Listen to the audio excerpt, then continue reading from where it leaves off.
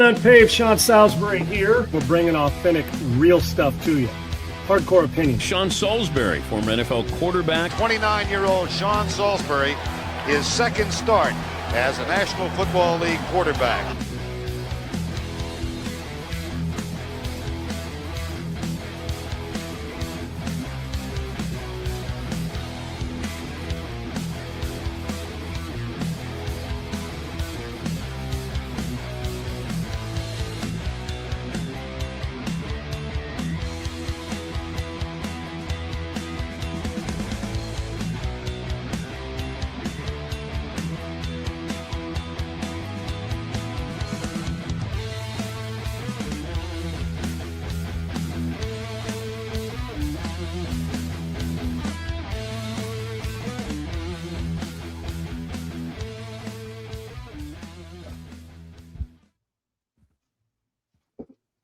What's up, everybody? Welcome into Unpaved. I'm Adam Sager. He is Sean Salisbury. We got a lot of football to talk today, Sean. We're getting close to free agency. We're starting to see moves. We're starting to learn about players that will be cut, that didn't get tagged, that will become free agents. And there's some big names out there that can make either really bad teams better or really good teams and maybe get them over the hump to be what the Seattle Seahawks were, which is Super Bowl champions. So we got a lot. Not easy to do, man. Not easy to do. Not easy to do. You think you made right decisions. Good to talk to you. You think you made the right decisions, but a lot of people laughed when a guy like Daniel Jones was sent to Minnesota, back up, didn't make it. Then the Colts went all in on him. He won the job. Well, what the hell? Now what are we going to do here? Daniel Jones, he can't play. Hell, he was having an MVP Pro Bowl season until the last half part of the season when he got hurt, banged up. He was playing good football. So you never know how it's going to turn out. Kyler Murray's about to face that same thing, as is about 4 or 5 other quarterbacks that are going to be out there working on minimum salary from all that money they made somewhere else but lost their starting jobs. Yeah, and I want to ask you about a quarterback that is being talked about as a guy that's going to get some decent money and get his second chance to become a starter in this league. And I'm interested to get your take on this situation. We'll get to that in just a second. Let's start USC. Lincoln Riley talked about new special teams coordinator Mike Eckler coming in. Obviously, when you have 2 of your 3 coordinators are new, you're expecting growth pretty quickly, especially at the level that USC wants to be playing. And it's something that I think all Trojan fans are looking at and saying, especially special teams, we got to be much better. We have athletes. We have, especially when you bring in a number 1 recruiting class and they're freshmen, those are the guys that are expected to play a lot of special teams. And if you're saying, okay, we got the best athletes in the country coming here, our special teams should be damn good. So let's hear what Lincoln Riley said about Mike Eckler. I think just the availability to get somebody that we felt like could come in and make a difference, somebody that had a little bit different, a little bit different background in terms of kind of their coaching pedigree. And I think when we evaluated it, there's certainly been some areas here that we've been really strong special teams wise, and there's been some areas that have held us back that we obviously need to do better, just plain and simple. And we felt like the combination of Coach Eckler and Coach Doherty would be pretty tough to beat. I mean, our specialists here, which has been the chief thing that Coach Doherty's been involved with. We've got Ray Guy winners. We've got Ryan Seri takes over and does a phenomenal job. We probably have the best 1-2 kicker combination maybe in college football right now. Then you look at what Coach Eckler's done in his career, on top of being able to be involved defensively and coach a position there, made sense. It was just something for us. It was looking to improve, and then also I think just realizing that as that process went on, that we had the opportunity to get somebody that we thought could come in here and make a difference. Yeah, it's important. There's this couple others, and Lucy, thank you for the compliment on the sweatshirt. I was going to talk about your sweatshirt at some point. I'm ready for the Red Sox to get rolling. Yeah. It's such a great color. That a little sea foam, it just pops. Oh yeah, right? It does. That's there I was you just gonna say, it pops on screen. So fashion connoisseur, no doubt. Well, it's fashionable to have great offense and be finesse, and it's fashionable to hire a great defensive coordinator like Lincoln did with Gary Patterson. Listen, with Coach Eckler coming in, There's a couple, I don't know if they're misconceptions, Segs, or the thought process. I personally, it does, by the way, match the green in my eyes. Thank you, Lucy. I'm just going to talk about the sweatshirt. Screw all this football. All day. There you go. Is the special teams. Have you ever noticed things? We don't talk much about special teams unless you're getting your ass kicked on them. Right. Yeah. Honestly, now you'll get a broadcast that says, "Oh, he's kicked, 70-yard field goal, 5 in a row from 50 and beyond." We get all that. And there's also this, that if your kicker and punter are good, then automatically the rest of your special teams is good. I'm judging special teams on the other 10 cats, dude. I am. On a long snapper, as it hit the punter right? Do you go down and cut coverage? My kicker and punter better be able to make it, or your ass will be playing soccer. Okay, one way or the, and that's not a bad thing, but better be able to make it. For me, it's the intensity on special teams. Segs, you made a good point about young stars or young players coming in. Sometimes it's a walk-on. Sometimes it's a freshman, true freshman, and sometimes, which I'm not opposed to, it's 7 starters, a wide receiver, a third receiver in your 3-out wide receiver set, 2 linebackers, 3 secondary guys. The fat guys aren't going to run down on special teams most of the time. And I mean that with a PH, right? Because we don't want to kick it and we outkick the coverage and the 290-pound guard. Now, on punt team, they obviously have to, but we're not relying on. That's why the other cat's got to get done. Yes. We have them sew it up, but the coverage part of it and the discipline of lanes. Special teams is so underrated. It's going to win games. Take away the kicker and punter. Just take them away for a second. Now give me everybody else. The ability to get a coach to convince a starter, or your nickel linebacker, Segs, that comes in, dude, we need you. And not only do we need you on special teams 7, 8, 10, 12 times a game, I still need you on 35 snaps on defense. It's important. Now, if you're fortunate enough to have all your non-starters on special teams because you're that good, God bless you. Special teams isn't a day off. Special teams isn't a series off. Matter of fact, and we always say a third. Special teams, other than by the special teams coach in his meetings on the side, is never a third of your practice. Never. So what do you got to do when it's a 10th of your practice, Segs? You better get good information in. You got to coach it quick, and you got to get people whose eyes are ready to go and whose intensity is through the roof. Special teams is 2 things: effort and discipline. Effort, running down there and blatant disregard for your body because you know what's happening. And the other side is, Segs, I see it all the time. And I'm sure Coach Eckler does too. You're running down on special teams. A guy gets greedy and wants to be a hero. And you know what he does? There's a reason the other team hit that lane. They study it because they know who the greedy son of a bitch is. Yes. Running down, what's he do? I can make this tackle. So he cuts off the lane. Segs takes the shortcut. What do? Perfect. Just like we said, draw him in, hook him, and get to his lane. And guess what? When you're running 4-3-5 does, you get to that lane and it runs right through. And those guys are always built different. They're like the defensive line or offensive line coaches. They are nasty and they coach intensity. If you're disciplined and effort on special teams, which he should not have to coach effort, then you're going to have a great special team. Segs, I'm telling you right now, if we go back and watch Indiana's special teams, I don't know what their metrics were this year, but I'll damn well bet you they were disciplined and did exactly what's needed to do. You can't win a national title being a great offense and a great defense and shitty special teams. So you go out and get a guy, you move out of his way and let him coach. You heard Lincoln say, we go get him because he was different than what we're used to. Right. Good.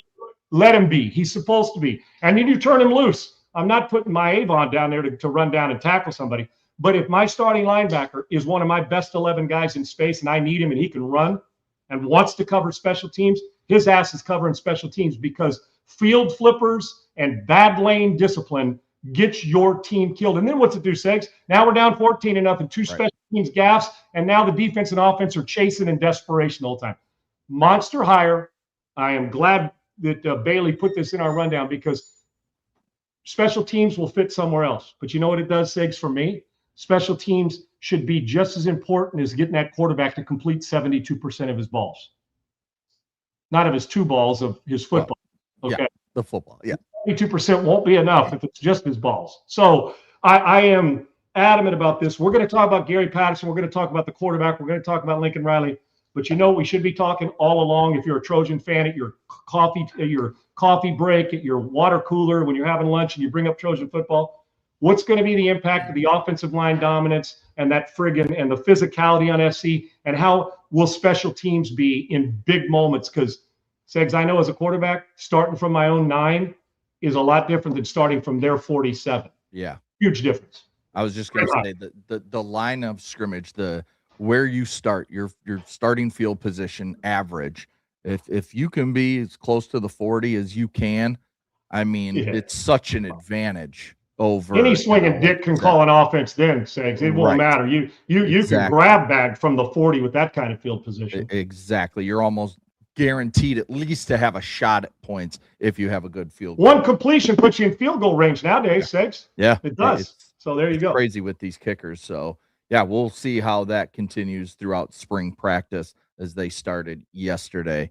All right, Sean, moving on to the NFL. We got a ton to cover here when it comes to free agency, trades, draft, all kinds of stuff coming up here. Cardinals announced that they will release Kyler Murray once the new year starts, which will actually cost them a little bit of cap space. He's got a $54 million cap hit. It'll actually cost them about $2 million, but this is about getting the guy who you've determined isn't the guy for your organization at quarterback, the most important position, and getting him out of the building and letting him go somewhere else. And saving another $19 million for not keeping him later down the road or so. Yes, exactly. So, and it will pay off next year. Even if they do a June 1st cut, it will save them money this year, just it won't be for a while. And then it'll save them some money next year as well. But what are your thoughts here when it comes to the Cardinals and Kyler Murray? What do you like for Kyler Murray moving forward? They needed a change. Both did. They needed it. Sometimes, when it's no knock on if he's skilled or not. Hell, the guy is skilled. He was the first pick of the draft.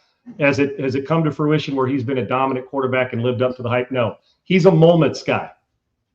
Certain moments he plays really good. And as you know, I call him sometimers, Segs. He's a sometime player. Sometimes you look at him and you say, shit, that cat can't be tackled. He throws the ball better when he can't see over. He throws through lanes really well. And what a dynamic playmaker. Then the other sometimes is attitude questionable. I confess he did it guy. Privileged along the way as a football guy. And everything's, transferred, went to Oklahoma, played well. When I say privilege, I'm talking about looked at different by people because he's a special athlete too. He was a great baseball player. A high draft pick, again, probably would be starting in the center field for the A's today, Segs, if he was still there. So one of those, he's got all this skill, but all this skill doesn't mean you're a great quarterback. Take a guy with far less skill, Segs, and we can go through it and say, that's a better quarterback. Right now, as a quarterback, I don't know, take Mac Jones back up, take Lamar Jackson, who's been an MVP. So I'm giving you both ends of the spectrum, and Kyler Murray, who's a tweener, and not just his height, but a tweener. Of the three, when it comes to just quarterback consistent play, put them in order real quick for you. Quarterback consistent play that you trust not to kill you even as much as he kills the other. Give it to me one more time. You said Mac Jones, Kyler. Lamar, Mac Jones. I'm just using Mac as a backup. Lamar, Mac Jones, and Kyler. Give me order. And quarterback that you trust for 4 quarters in a game that's an elimination game. Obviously, I'm going Lamar 1. No starter, doubt. Multiple times. No, not even close. Yes. Right. But I know where you're going. Yeah, I like Mac Jones. I like what I've seen from his growth in San Francisco when he was with Shanahan. I trust that maybe he's getting over that early years hump where, he's kind of becoming looks like a starter now, doesn't he? Coming off the bench. You trust him. You feel like he's not going to put you in a bind. And then Kyler Murray, I still think has a shot to be a starter, but not 100%. And like you said, it's too much up and down where you don't trust him to be a guy that's like, this is our piece that's going to get us to the playoffs and further. But it's also the great of the three. He's the biggest tease because we've seen Lamar. Right. Yeah. Mac Jones is still, we've seen the ups and downs of Mac Jones. And in San Francisco, like Sam Darnold settled in, and he didn't even get to start in San Francisco. He settled in. There's some good coaching there. And what Mac Jones has done to regain that ability to say, I believe this system fits him, right? And then there's the dynamic talent. I mean, this guy's as talented as Lamar, his skill set. And when you say, well, Mac Jones, he's not that yet, no doubt. When you say Mac Jones, they're like, he's nowhere near the talent that Kyler is. You're right. Yeah. There's no doubt. But as far as throwing the ball on time, understanding where to go and where not to go with the football, he's not a sometimer. Now, listen, he ain't going to get out of or make a throw that you're like, oh my gosh, this cat right here can make. So I'm with you. Of the guys we talked about yesterday, Tua and Fields and Jones and Cousins, I mean, not Daniel, but Cousins, that group of quarterbacks that are free and going to get Geno Smith, most talented one's that guy right on our screen right there. Now, and it's the tease, because I'm the same way, Segs. If you said, Sean, you're a head coach somewhere, who do you want of those 5? I'm going to get, if I'm in Minnesota, I'm calling him up. Why? Because I think I can take him to another level, because damn, his skill set's up here. The problem is his quarterback plays down here when it comes to consistency, right? Got to get that. But the tease of the guy still in the infancy of his career, you're going to get him at a minimum salary. Hell, what's not to like? And then the commitment of what's he like with his teammates? Can he win them over? Can he regain that part? Think about Spencer Rattler, what he went through. Segs, remember, and he even admitted it. Cocky, arrogant, great player, was headed to be the first pick of the draft. Hit his quarterback rock bottom, didn't play well, transferred. Now he's battling for a job in New Orleans, lost it, but still proving that he's back, and admitted that maybe that he had to humble. It was a humbling moment. We've all been there. And maybe this is the come to Jesus Kyler Murray needs for us to see. Because, Segs, I can line up 32 cats. I'm not talking about measurables of height and weight, of just pure raw athletic ability and talent that you can possess at this quarterback position. In the league, you'd be hard-pressed to get to 6, 7, 8 of them that are as talented as him. Now, if you said, Sean, best quarterbacks in the league, I can give you 10 right off the bat that are better player than him. So, yes, of the guys we named, the one who's most likely to get to be starting when we open in September next year is this guy right here. Yeah. And I have no problem with it. We're going to see if he can play his way into stardom or play his way out and be a journeyman. I mean, that's what we're about to find out with him. I mean, hell, Justin Fields got to start at 3 different places. Kyler Murray deserves that second shot to and Murray's a better quarterback than Fields. Right. That's exactly right. Yes. Great point. So I wanted to ask you about 2 quarterbacks, actually, that have kind of been linked when it comes to the Arizona Cardinals. We heard some discussion, or we saw some reports saying that they had called the Chicago Bears about Tyson Bagent, their backup, undrafted free agent, young quarterback. He's only got about 130-ish pass attempts in the NFL in his 3 seasons. Cheap, backup. Bears signed him to a cheaper deal. I think it was last offseason. They really like him. There's talk that it would cost a day 2 pick. How do you feel if Tyson Bagent were to be the Arizona Cardinals quarterback going into 2026? Well, there's a couple back of McKee, the kid at Philly, Tanner McKee, Bagent here. I love guys that got kicked in the teeth along the way, but possess a lot of skill, and all they're waiting for is a Brock Purdy chance. Yeah, that's all they're waiting for is a Brock Purdy chance, right? And Bagent ain't going to get a chance, Segs, in Chicago unless Caleb gets hurt. Yet he has proven now in that film room and on the practice field that guys respect that if he came in, that you can win with him just like San Francisco did with Mac Jones. And I think that and you would not have to pay a lot for him, Segs. Second day pick, but 4th or 5th round guy, right? No, wait, second day, 2nd and 3rd rounders, and then we go 4, 5, 6, and 7, right? So 2 and 3. Third round, I can't give more than that to the backup quarterback, Segs. I just can't. Especially when a guy that I think is actually probably going to end up there in Arizona.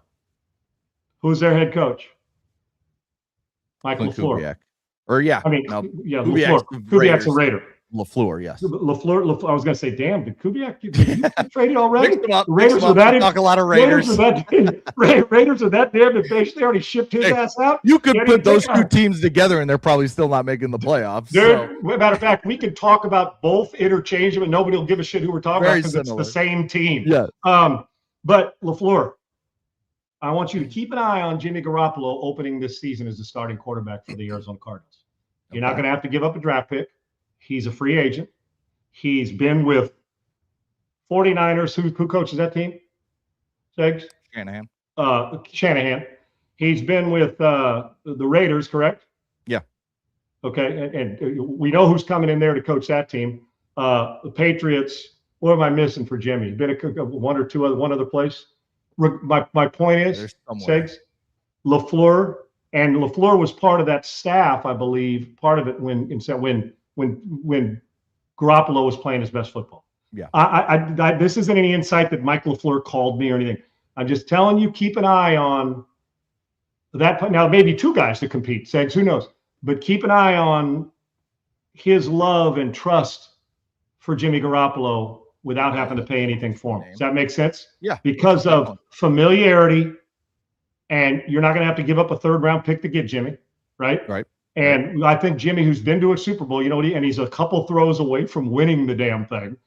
I want you to think for a second what at the end, and plus you're going to save money. You ain't got to pay Jimmy Garoppolo $35 million to get him started. And Garoppolo wants to be a starter. Just keep an eye on that. And I do like what you're talking about. And if I'm the Bears, Sags, I'm holding out on this because I'm not forced to trade the kid. No, and I am going to protect that backup is so important. Look what it did for the 49ers this year. Yeah. They don't make look what in Houston. Yeah, What Mills did to 3 straight games to get them in. So it matters.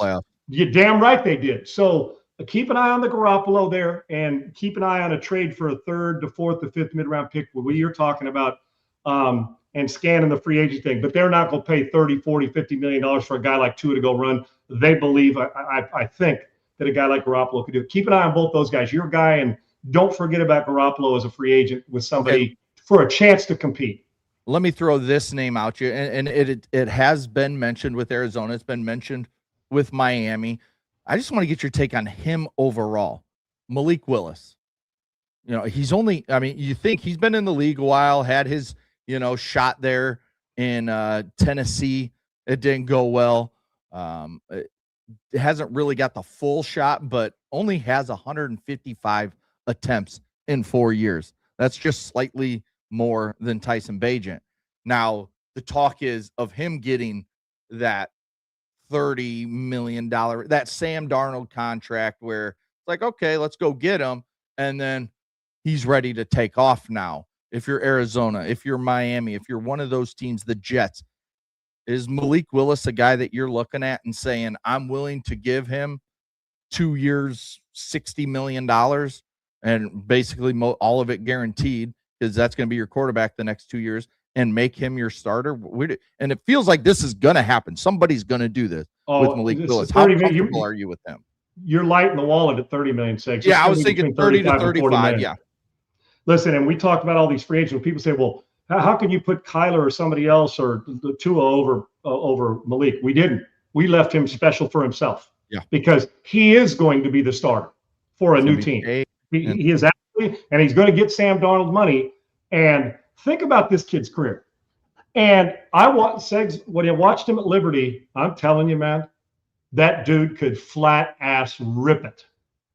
He got to the wrong team for whatever, and he did not. He looked like a guy that, what are you doing drafting? He looked awful in Tennessee. And I'm one of them that said, if this is who you drafted, what did we miss in the evaluation of this kid? Segs, it was to the point they had to hand the ball off. They were afraid to throw it. Yeah. And I know he was in his infancy, but come on, man, it got to the point. Hell, I would have just said, dude, go in there and draw it up in the dirt. Tell him to go. Tell him to go base protection. And if that guy comes, throw hot, just go play. Yeah. When you're learning, because I can tell you as a rookie, even a second, you're swimming in all this. It's hard. And it looked hard physically, mentally, everything for him. When he left Tennessee, you're like, this kid will be out of the league in 2 years. But Segs, then he gets to be a backup in Green Bay and gets coached right and has been phenomenal.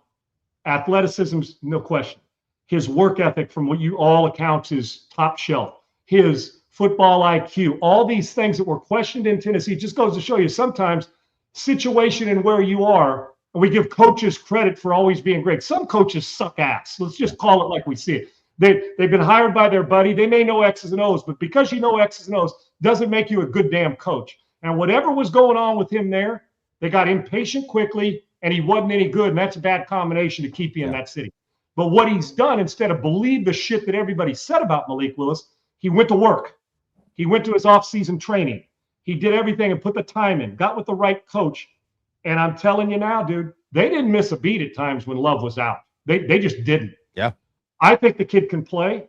And if you're a Jets, if you're Miami, If you're the Minnesota Vikings, which would be tough, Segs, you already drafted. That's in the division, but hell, if you're in the division, you're good. But that would be telling me you're ready to quit, because Malik Willis is not old on McCarthy, and it seems way too early to quit on that. So I don't know if that'll be the case. He's going to be a starter. He's going to make between 35 and 40 million. And I hope he gets to a place that teaches him and coaches him right, lets him play through some moments, because he ain't going to a good team. He's going to go to either a bad team or a mid team like the Dolphins. It's got some talent, new coach. Giving this kid a fresh start in Green Bay the way he did, he deserves it. He is the prize of this, at least on the surface. We'll find out a year from now. He's the prize of the quarterback free agent market. And you're saying, what? Tua and Cousins, and he is, because we haven't seen his best football yet. This is the guy now we thought we were going to see coming out of Liberty. Goes to show you how good coaching or bad coaching can affect a kid. He got comfortable. I couldn't root any harder for him, because I questioned him too. And how couldn't you after his Tennessee? He was like, what the am I watching? It was brutal. Yet guys even there said he can play. You'd heard players whisper about it. And now he sees the opportunity, which is so cheesy to say, but he did. You wait for that opportunity, and now he's going to get paid. And we may see a budding star if he gets the right team to go to. And it is kind of the trend that we've been seeing lately with a few guys. Baker getting his chance. Sam Darnold, obviously now a Super Bowl champion. So it seems to be a trend that we're seeing in the NFL of guys getting that, if it's second or third, but that chance to just really step into a team and make it their own. And play through the shit you're going to play through. Yes. Let it be patient. Let him fail a few times. He's going to fail on a bad team, and then let it shine. I have to be honest. It would scare the hell out of me if I'm the Cardinals, Dolphins, Vikings, or whoever else, Jets, that are going to sign him, because he does only have 155 attempts. And if I'm giving him $35-40 million, I mean, that locks him into being your starter. It's not somewhere you want to be.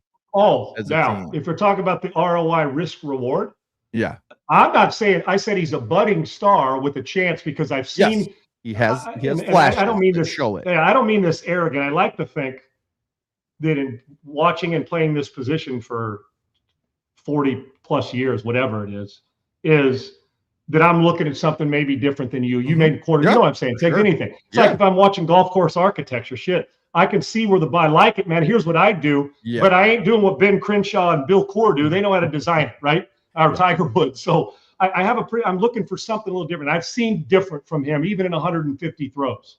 But you are 100% correct. To go from backup to probably not making the kind of money you want to make to pumping close to 40 mil, and you got less than 200 throws, it's a risk. But Segs, there's that thing. This is the world we're in. Yeah. Take from college to high school. This is the world we're in. We're paying on some production, and 5 million of it's going on production because he hasn't played much. Right. 35 million or 30 million of it's going on. That 150 snaps is what it's going to look like throwing 600 balls. That's what they're saying. So there is a risk. But Segs, here's one of those. I don't throw him 5 years of it, a couple years of it. Just to prove it to me why you're making 35 mil. Yes, no doubt. And then if you become that guy, then you get the big contract of, that's right, years and big time money. Segs, before you throw to the commercial, 4th and 9 to victory, hit me at Sean Unfiltered on Twitter. Sean Unfiltered. Go into my DMs and send me a message. I'd be honored to join you on your show talking USC football. And our producer Bailey does a phenomenal job of making sure we include that. Even at times when I'm frustrated, say SC's not the biggest story. He puts it in there, and then it becomes he knows a way to push my buttons and get me passionate about special teams at the top of the show, which is great. So you can give Bailey 90% of the credit for why this show is such good SC stuff. I'm just a simple caveman talking, man. Nothing else. When we come back after our quick commercial, an AFC West superstar was traded, but it's not the one that we've talked about a lot. And he did get a first-round pick for his team, and then a surprise retirement. It's not a big, tall, bearded outside edge rusher. Not covered in tattoos. Not that guy. And then a surprise retirement hurts one of the better offensive lines in football. And we've talked a lot about. Are you crying today, Segs? I might be a little bit. But first, Tell me about Augusta Precious Metals. Got it. Augusta Precious Metals. Guys, when you're protecting what you've already earned, IRA, 401k, it's not taxed when it comes to gold and silver and precious metals. Let's discuss moving forward how you're going to protect what you've already earned. Protect what matters most with gold and silver. Augusta Precious Metals is your premier gold IRA company. Diversify, protect, preserve, hedge against inflation. That's what this does. Precious metals, they are tangible assets. Protect retirement savings. That retirement you've already earned, is cash doing that? Physical gold and silver, education first approach, no sales tactics at Augusta Precious Metals. That's why I was drawn to them. Drawn to them because they're not pressuring you and hammering you over the head with something. They're trying to educate you so you know what's best for you, your family, your peace of mind, your security now, later, and in the distant future. How much time you have, how much money you have. Precious Metals. It's your premier gold IRA company. That is Augusta Precious Metals. Secure your future with tangible assets. Visit SeanBuysGold.com. SeanBuysGold.com. Gold and silver continue to rise. And it's one of those, there's no guarantees in life or in sports or in money, but I'll be damned if gold and precious metals isn't about as close as you're going to get. Text Sean to 35052. Again, there's no guarantees, but there is a guarantee that you'll get educated on precious metals. Again, text Sean to 35052 or go to SeanBuysGold.com. SeanBuysGold.com. Free information, no obligation, guidance, education, and confidence. SeanBuysGold.com. All right, Sean, we're talking about an AFC West superstar traded, and it's not Max Crosby. The Kansas City Chiefs have traded all-pro corner Trent McDuffie to the Rams for the 29th pick in this year's draft, a first-round pick, a 6th and then a 7th rounder this year, and a 3rd-round pick next year. What do you think of this from, let's go the Chiefs side first, where they get rid of arguably their, I think, best defensive player at the moment. I think Chris Jones and him are, as Chris Jones gets older, they're closer and closer, but one of their best defensive players. But now they save some money. They get a good draft pick. They need to re-weaponize that offense. What do you think of this for the Chiefs trading Trent McDuffie? Segs, when we woke up today and I was seeing this, I think it's ballsy. Now, a first, a third, and would they get again this eggs? I go first and a third next year. Fourth this year, 3rd next year, a 6th and a 7th. Sixth and a 7th. That's a haul. Number one, it tells you, I'll get to the Rams, how they feel about Trent McDuffie and what they need at the back end. For sure. And when you think about that division, Segs, 49ers can rip it. Arizona's going to get better, and Seattle's pretty good. So while pass rush matters, I always say build it inside out. Dominant corners who are great football players, and Trent McDuffie is huge. For Kansas City, Segs, it tells you also, one is, do we know how close McDuffie was to a new deal, Segs? What's his that's one thing I did not see. I'm not real sure, but as you're looking, I'll talk about that. I should have, but I didn't even think about it because I saw this deal and didn't think about extension. What it tells me is that Steve Spagnuolo and Andy Reid actually believe somebody behind him and that this defense can flourish. And the defense, quite frankly, said over the last 2.5 years, I'm talking about consistency, has been better than their offense. It has been. Kansas City, now when they get the big moments and Mahomes is doing his thing, but in truth, Segs, who's been better the last 2.5 years? Forget the postseason. Even if you want to include the postseason, it's been the Kansas City Chiefs defense. We don't give them enough credit until that game when they're playing in the Super Bowl and Spags is putting in a phenomenal game plan, right? It tells me that the Kansas City Chiefs want more bodies.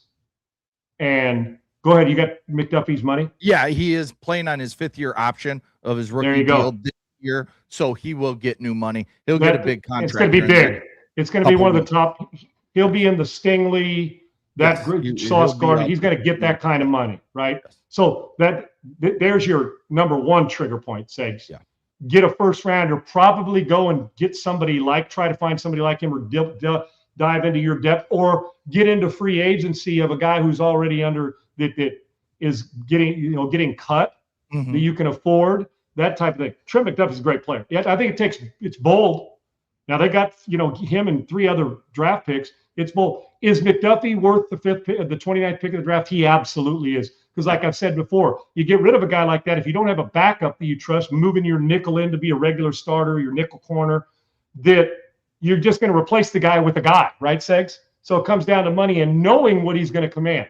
If you're McDuffie, you leave a great organization and you're going to a great organization. And Les Snead's done a great job of getting guys like this, Segs, whether it's a running back, Stafford at quarterback, drafting Puka, bringing in a guy like Cooper Kupp when he was, you know what I'm saying? He is marvelous at this stuff of grabbing guys that are going to elevate them. I think it works for both, to name it. The Rams will pay it. He's going to get a lot of money. Remember what the Rams did with that other corner called Jalen Ramsey? Similar deal, right, Segs? And I think they gave up a higher first-round pick to get Jalen Ramsey than they did Trent McDuffie. So 5 years, he's been in the league 4 years. He's been a consistent, great player in this league. I think it's a great deal for the Rams. I have no problem because, in truth, if we say, Segs, 10 years from now, what do you trust is going to be better? And it may be both. A third rounder and a first rounder, the 29th pick, end up being better than him, or 5 years from now, we'll say that he was better than the 2 guys that were drafted. I'm leaning into McDuffie because I've seen results. Now, the other 2 guys may be great, and the 6th and 7th rounder may be as well. So I like it for both. Ballsy by Kansas City. They didn't want to pay all that money, obviously. And Spagnuolo's got a defense that has been the strength of this team the last 2 or 3 years. It's offense that needs to pick up the tempo in Kansas City. Yeah, and I keep seeing people say, oh, well, this is Sean McVay and Matt Stafford. They might be at the end of their time, with the Rams.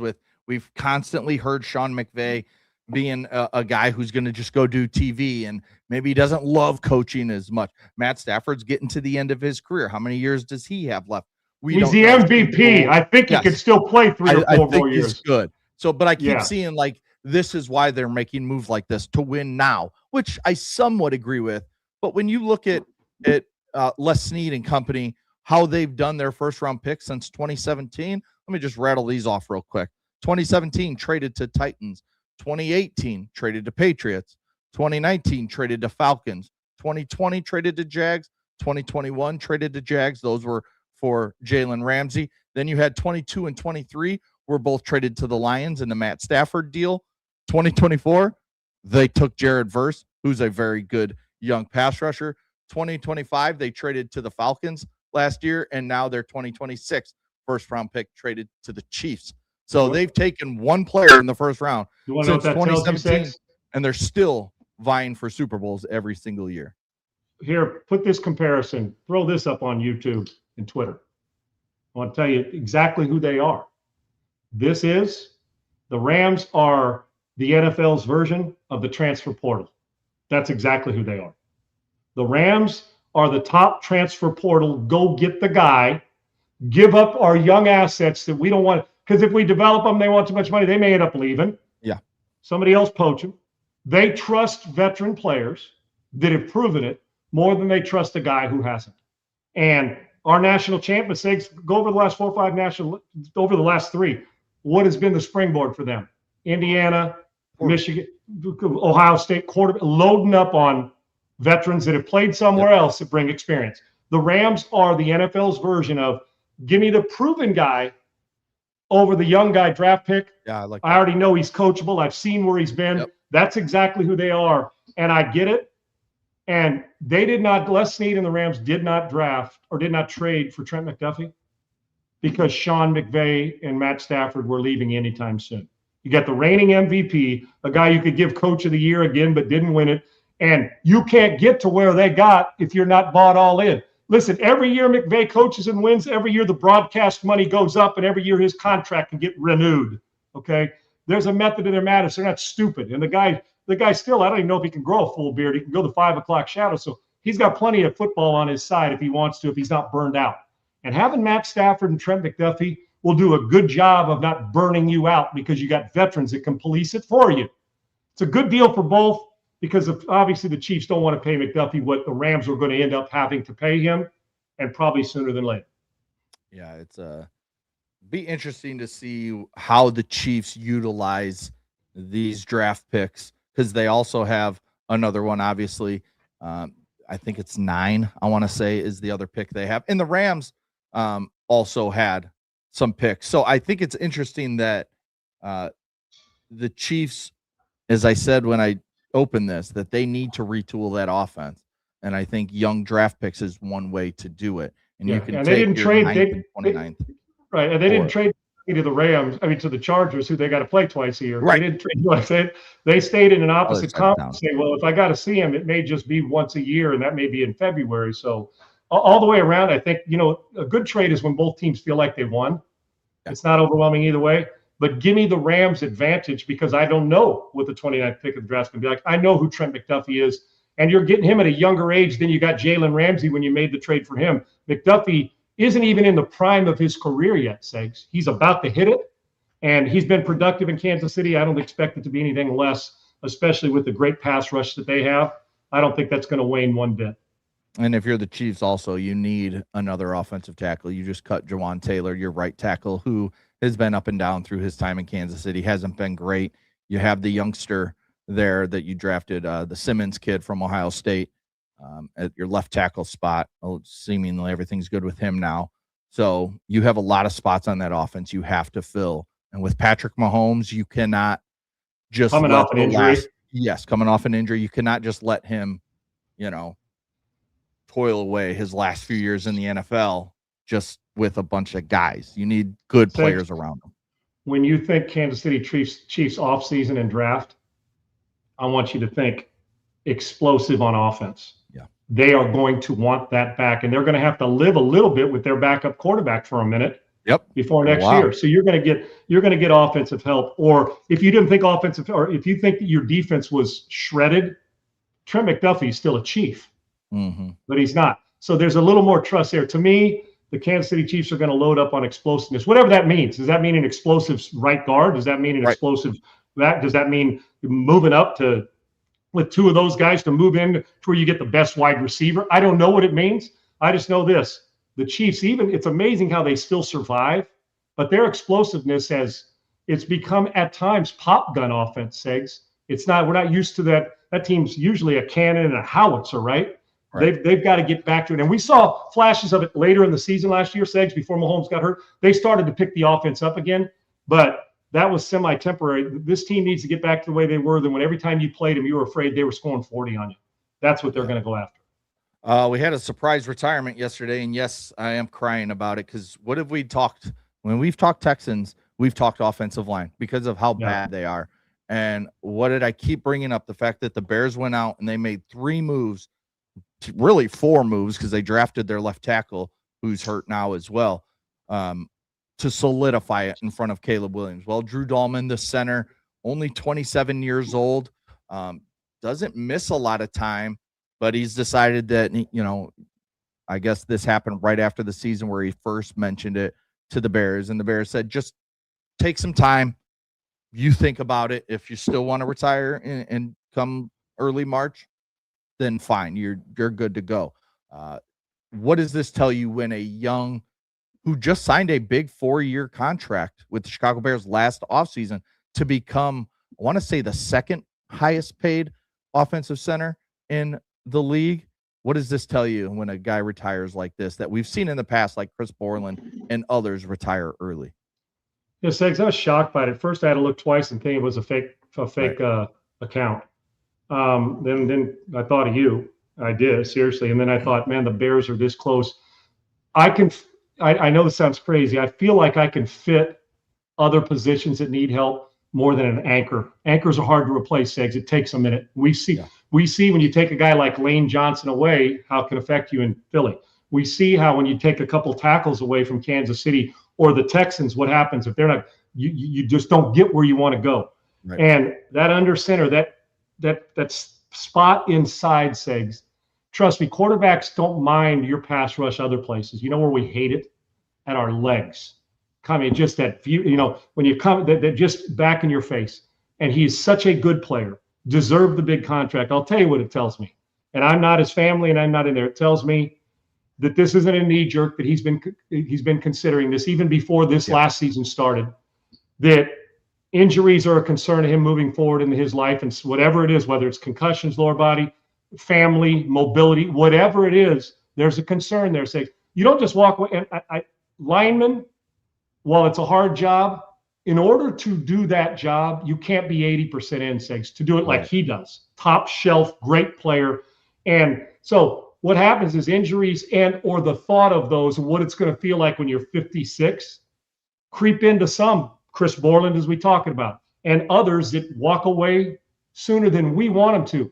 But the truth is, they walk away when they want to. And I applaud him, number one, for doing it now, as opposed to putting the Bears in a bind come off season. Right. Two, not milking it for more money. And who knows, Segs, he may wake up in December and decide he wants to play again, and that's okay. But to clear his mind, whatever it is for mental well-being, for physical well-being, only he and his family know unless he comes out and tells us. But you don't just finish the season on a team that you know has got Super Bowl potential and just wake up one day and say, I quit because I hate football. I would imagine it's more than one thing. It ain't money. Segs, he got his. But it also is ballsy. It's hard to walk away from that kind of money when you're in what's he in his 20s, Segs? Yeah, 27. Mid-upper 20s, 27 years old, right? It's hard to walk away. I'm going to say this. I'm going to reserve my he's done permanently. I'm not thinking for him, but I know how this works. It's still fairly early in the offseason. You're still recovering in the emotion, right? Right. But I would imagine that, and this is a blow to the Bears, Segs. It is. Trying to get an anchor in the middle, the comfortability under, all that stuff, hard. I find these linemen are harder to replace than sometimes a running back or I do, just because of the what they got to put in to maximize their ability. And this guy's one of the best players at his position in the league. That's going to be a hard one, but now they have time to go out in the free agent market and or the draft and try to find a guy, or even in the trade market. I applaud him for going out on his terms, not on somebody else's. It's a bummer because I like watching him play, and the Bears' offensive line was becoming one of the best in the league. But I'm not begrudging anybody who thinks it's time, and he thought it was time. Yeah, and his dad, Chris Dalman, also retired early and had some head issues. And his dad was a good football player too. Yes. So, I mean, that could be weighing on him. That it was about this same point in time in his dad's career where he started having some issues with his head, and he retired and walked away and has, gone on coaching, and I think he's like the president of a school district or something now. So that could have been weighing on him. Segs, you know what else too? Is we only see big hits in space a lot of times. Right. That's what we see. But I want you to take what he does on every single snap when they're in gear on game day and when we're going 9-on-7 in practice, blitz pickup, every single time he comes up. Helmets engage happen every play. Even on the little thump drills that we're not getting touched as quarterbacks or running backs running around in shorts and a t-shirt, those guys are still thumping. They just are. We call it, the thump. Yeah. And good gracious. And you think about the number of times they do that stuff we don't see. We think, he just did it 75 times in a game or on a practice field. Run the play again. Boom. And you got some big beast. And it's just the constant punishment that we as quarterbacks and fans and as players take for granted, because we're only seeing the receiver take the big shot when Petrie's got to unload on him, right? So that's what we see. So it is, I get it. And I can tell you another thing about this, Segs, is that what players don't think about in the meetings when we're talking about a new collective bargaining agreement or in lives like this. We rarely as players, he did, most of us don't, because it's our dream. We're going to milk it till you drag us off the field. Is in those meetings, players aren't thinking about players 10 years from now. They're thinking about what can we get now to get us and protect us. They just most are, and I get it. I'll tell you another thing I wasn't thinking about in the third year of my career, and he obviously isn't either. What's it going to feel like after 12 surgeries, a couple concussions, and you're 60 and you got a knee replacement, or you've got concussions, or you got PTSD for some, or whatever it is? We don't think about that because you know what, Segs? Oh, that's 30 years away. That time will never come. Who cares? Yep. And then you're in it, and I got news for you. It matters. And for him and his pops and him probably had multiple conversations, and I'm sure his dad says, you walk when you're ready to walk. Yeah. And that's why you can't be mad. And I'm sure Bears fans are disappointed because they love him. For sure. But you can't be mad at his career decision. It's a bummer, and I feel for him. But I also know that that's going to be the Bears probably last fall didn't think that this was going to be a big decision they're going to have to make at that position coming into this spring. Now, if you're Ryan Poles, Ben Johnson and company, Caleb Williams is obviously your franchise. You got to keep him upright. You did a very good job last year of getting this offensive line better. There is a certain young center out there in Tyler Linderbaum from the Ravens out of Iowa, who's very, very good and is going to become the highest paid center in football at probably right around $20 million a year.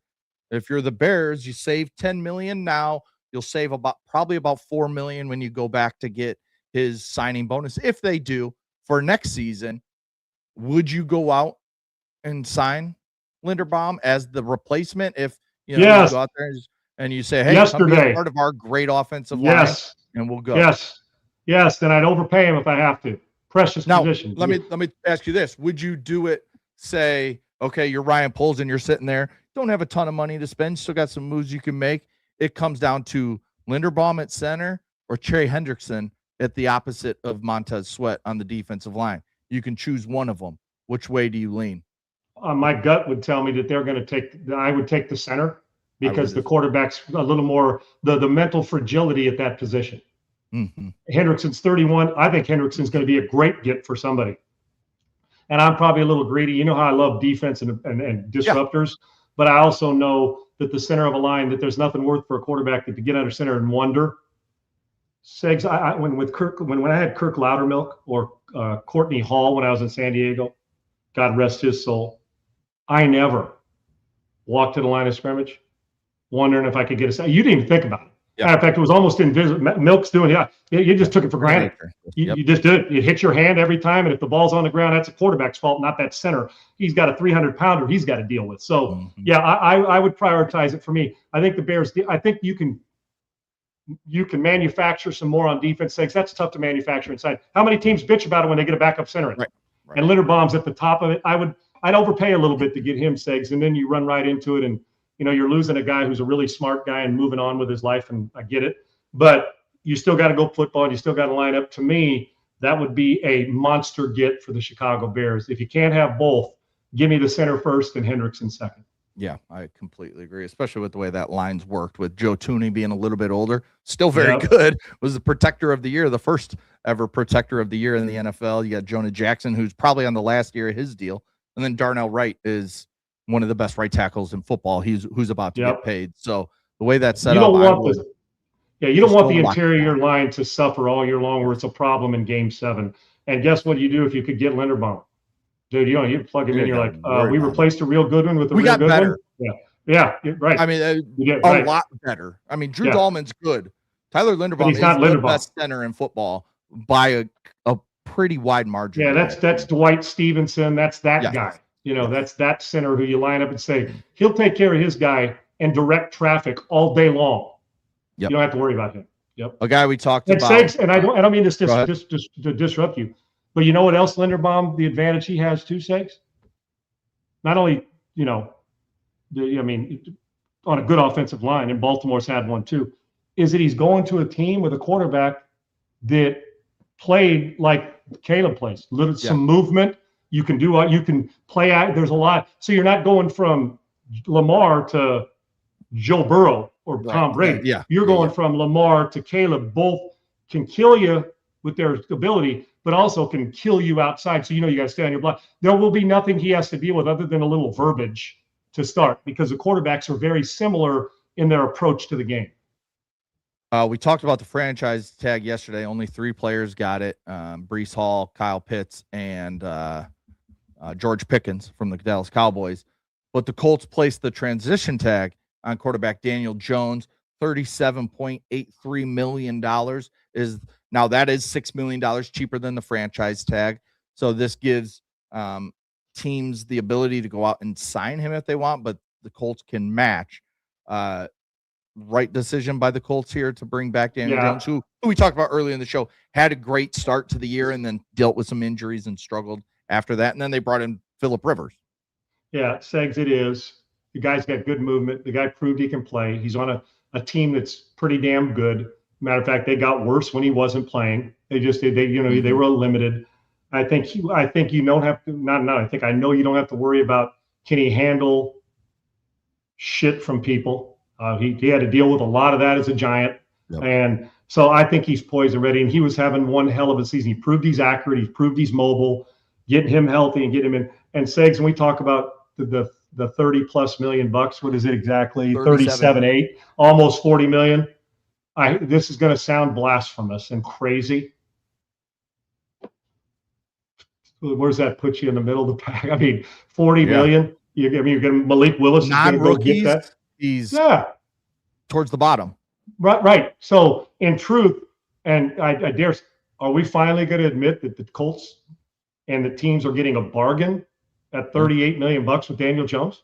So Segs, he's in. They started to go. Steichen likes him. I just think that, and with a good running game they have, I do. I think that the Colts, when I say solved, I think they're still, who is Daniel Jones still? I've seen enough good from Daniel Jones to know that $38 million to get somebody who can produce like him is going to cost you the same, and he's already there, and he's a good teammate. I have no issue with this. It doesn't bother me at all. I like it. And maybe somebody comes in and says, well, I don't know, comes in and says more. And then if you're the Colts and somebody raises the price, unless they don't price you out, you'll match it. He'll be a Colt next year, I think, because I don't think anybody's going to pop in and try to sign him for $40+ million. No, and I think what I like the best about it is keeping him on the transition tag. They did not franchise tag Alec Pierce, the wide receiver, who was very good. They are going to try and work out a deal to extend him and keep him there for Daniel Jones. But Indy loves him, Segs. Yeah, that city loves him. Yeah. But I like the fact that the Colts have Daniel Jones on a 1-year deal, so he still has to prove it. That first year you come from Minnesota, had some, good. Kevin O'Connell talked well about Daniel Jones coming out of Minnesota. He came out, had the big first half, had the Colts. We had him ranked at third in our power rankings at one point during the season last year. So I like the fact that it's a prove it deal for Daniel Jones. If he comes out and he kills it and you're in the playoffs, then you can extend him and work whatever extension you want with him. But I like the fact that the Colts get to have that one more prove it year. Agreed. And if he goes out and plays well again, he can go get paid, and they can franchise him next year if they want, Segs. They can do that too. So they still have that ability. But I think this is a good move for the Colts, and Daniel Jones will be under center when they start the season.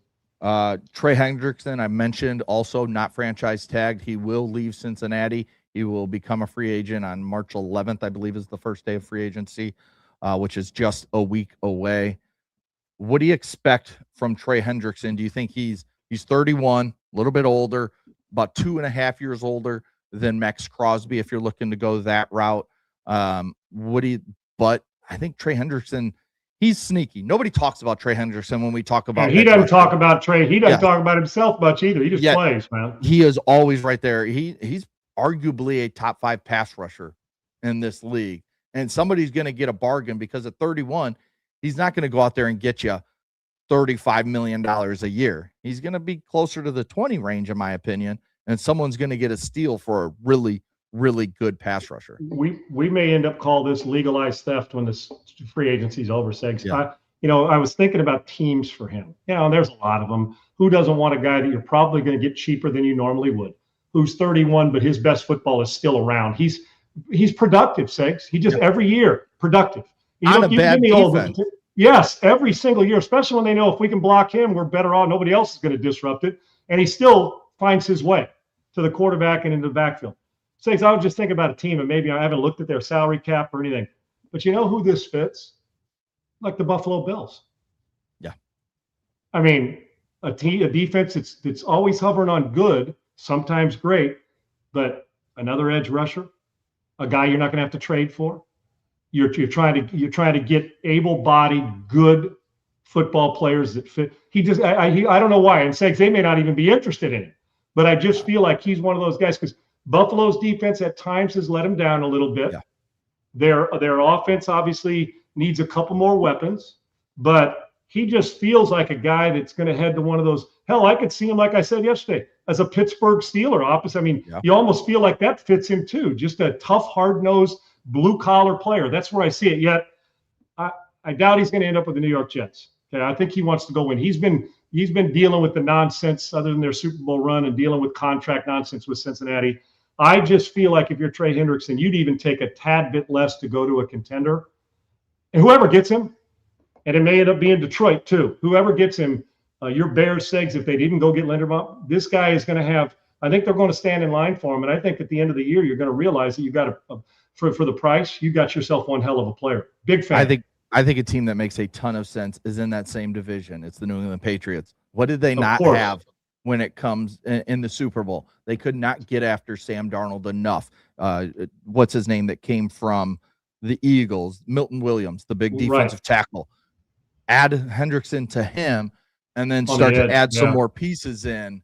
Now you've got, a defensive line that can get after the quarterback and take that team, maybe over the hump to a Super Bowl championship. And he kind of a Vrabel type guy. Yes.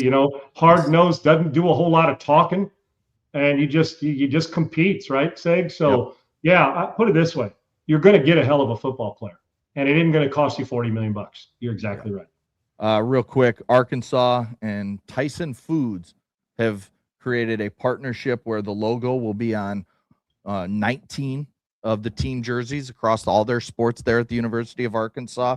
About 90% of the deal is going to go towards NIL money for the kids on the team and incoming freshmen. But we're going to see Arkansas playing in the SEC. Right above that SEC logo, you see it. We're going to see the Tyson's Food logo. We see it in the NBA now. We're getting it all over sports. Are you excited to see advertising on college football uniforms? Excited? No. It's friggin' ridiculous, but I got news for you.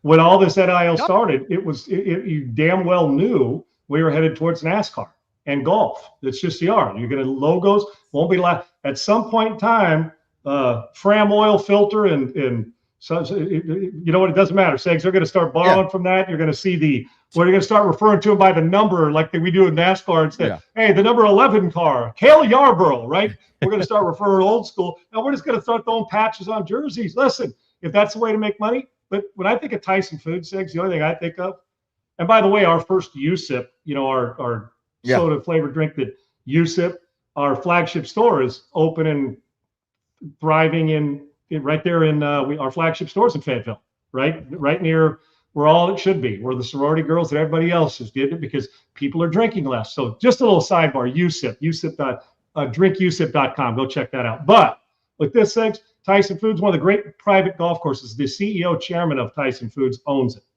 Okay. And I had one of the great sports that I'm getting off here, but because I don't want to get too much in NIL because it'll chap my ass. They're going to put 74 patches on jerseys, but it's coming because that's just the landscape we're in. I've told you this, one of the 5 greatest sports nights of my life was we played in the tournament at a phenomenal golf course that beat my brains in. And then I come home and I get to sit with Phil Esposito, Bobby Hull, Brett Hull, myself, and Wade Boggs at a place called Eddie Haskell's. Eddie. It's a bar in Arkansas.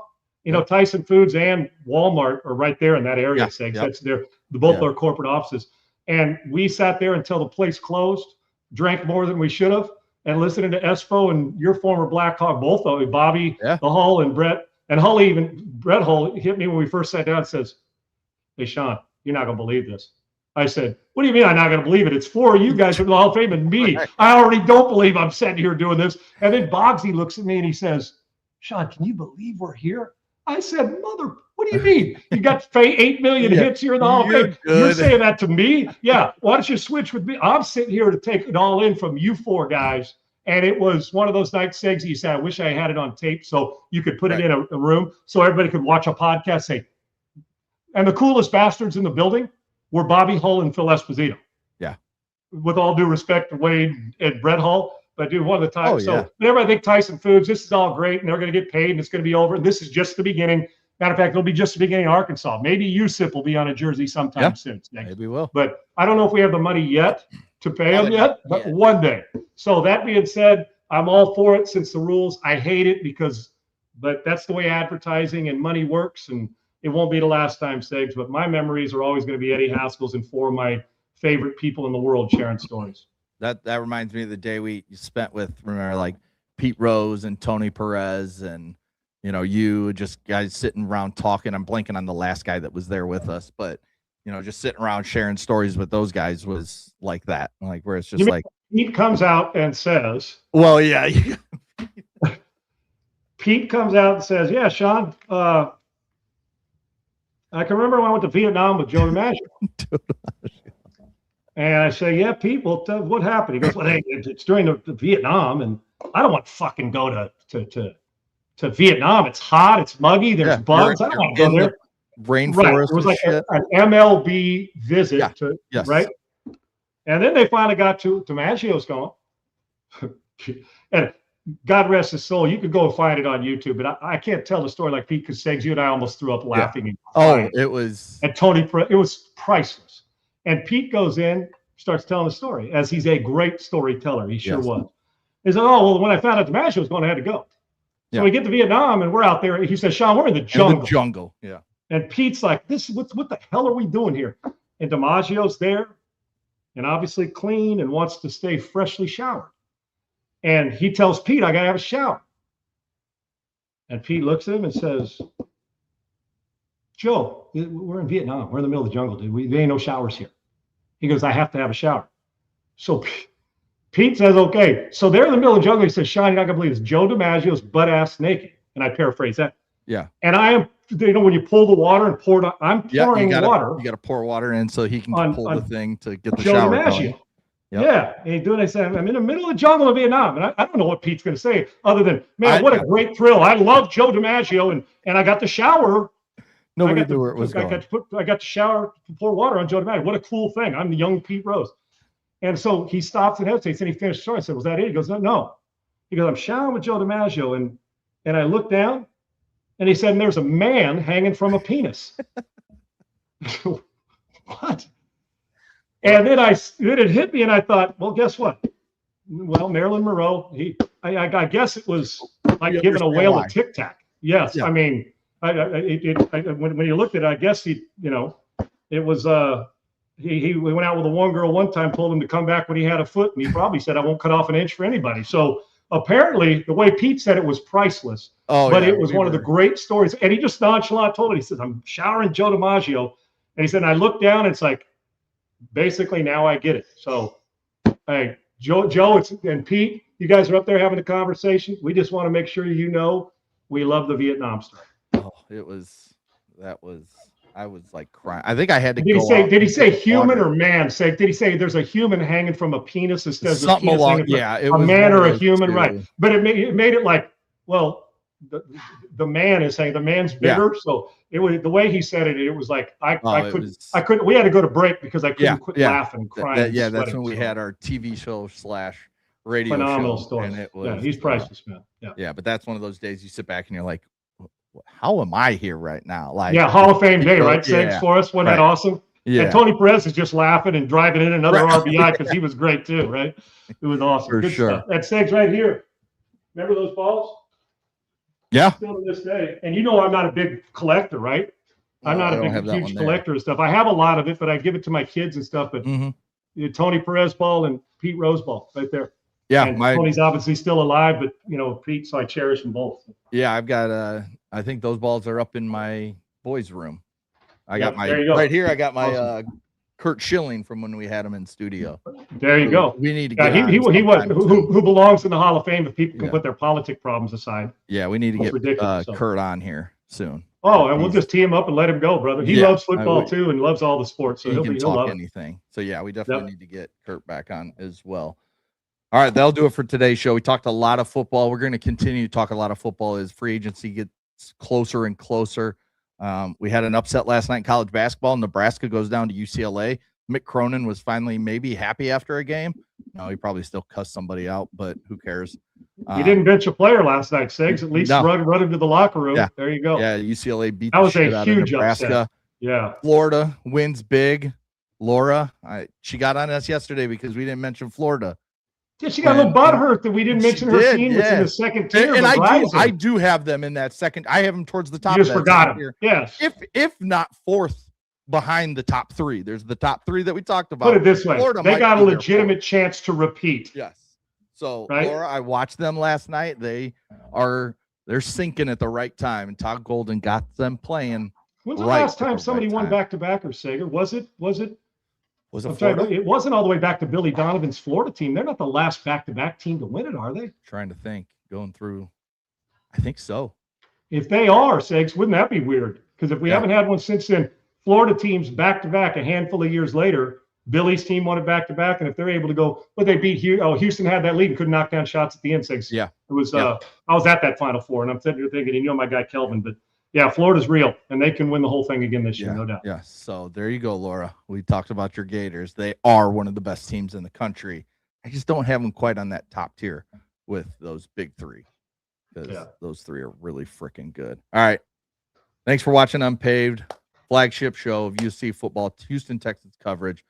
Get to YouTube at Unpaved Sean Salisbury. Like and subscribe. More's coming to YouTube where we can get a little more in depth, get some better content that you don't get here if you join as a member. We've got Sean at Sean Unfiltered, me at Adam G. Sager. Thanks to Bailey and Laura and all our viewers. What you got? And Sean, your sweatshirt still looks good. Yeah, thank you. It brings out the green in my eyes. I've told you that. If I can tell you this, Segs, if you didn't learn anything on this show today, hopefully you learned a lot. That Joe DiMaggio was not hung like a field mouse. No. That's all you have to know going to break. Or we know why. We know why Marilyn Monroe was interested. Put it that way. Can you blame her? She's only human. Yeah. Apparently, she had a heartbeat, and apparently, Joe DiMaggio had two of them. Him and the other thing had its own central nervous system. So, Pete Rose, we miss you, brother, and thank you for the story. And you are a Hall of Famer in more ways than one, my man. 100%. We will talk to you guys again tomorrow, 1 p.m. Eastern, noon Central. Peace. Unpaved, Sean Salisbury here. We're bringing authentic, real stuff to you. Hardcore opinion. Sean Salisbury, a great NFL analyst, a former NFL quarterback.